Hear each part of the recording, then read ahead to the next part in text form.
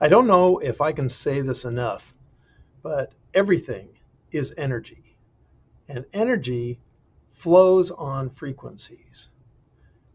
When you think about something, anything, your mind is trying to tune in to that frequency. And the thing about energy is that all energy in that frequency stays together. So when you're thinking about a particular thing, a task, a person, and they are also tuned in, or it is also tuned in on that frequency, you'll be more aligned with it. This conversation with architecture firm leaders in the 14 framework is all about knowing and understanding your focus. Because where your attention goes, your energy flows.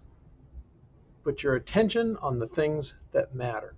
So I've got 5 strategies to help you do that. The first is to prioritize high impact activities. Identify the activities that make the most impact on everything that you do, whether it's in your personal life or your firm, your other activities. Once you identify them, then you can prioritize them so that you can put your energy on those activities. This ensures that you're moving the needle in an activity that matters rather than just being busy. The second is to set clear objectives and milestones that get you toward your objectives, your vision. Write them down. This clarity helps your focus toward activities that contribute to the objectives that you intend to do, rather than being caught up in the low priority tasks. The third is practice mindful time management. Now, I always say that there's no such thing as time management. There's task management.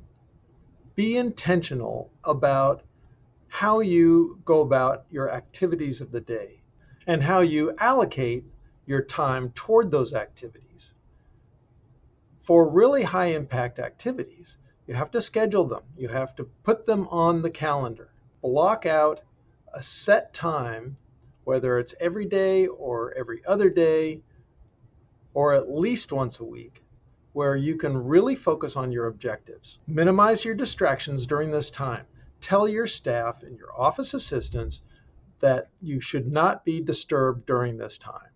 You know, there's always that client where you have to take their call. But this is a time when you want to dedicate toward making progress on your vision, on your objectives. Fourth, regularly review and adjust your priorities. Develop a habit of every so often challenging your objectives and seeing if it needs some adjustment. You know, like a big ship on autopilot, if it gets a little off course, that autopilot gives a little nudge to bring it back on course. If you are getting a little off of the course of your intended goals and objectives, it takes some review to go back and make sure that you're nudged back on course. But if you don't like where you're headed, you can always change course. You can always make that adjustment. But don't blindly go toward what you think is your goal when circumstances have changed and really require some reassessment. Finally, 5, delegate and empower others. Delegate tasks that don't require your direct involvement. Just because you can do something doesn't mean you should. If you're leading a firm and you've got employees, you've got contracts, you've got to address clients, you have too much on your plate to take on regular project management, for example. So delegate the things that you hire all those other people to do, and they do them really well. That's why you hired them. Empower your team to take responsibility. That frees up your time to be able to focus on the strategic vision, the strategic activities that will make you stronger in the future. By applying these strategies, prioritize high impact activities, set clear objectives and milestones, practice mindful time management or task management, regularly review and adjust your priorities, and delegate and empower others, you can better manage your focus. Managing your focus, managing your attention, manages your energy. And that ensures your energy is focused on the activities that matter the most and direct you towards success.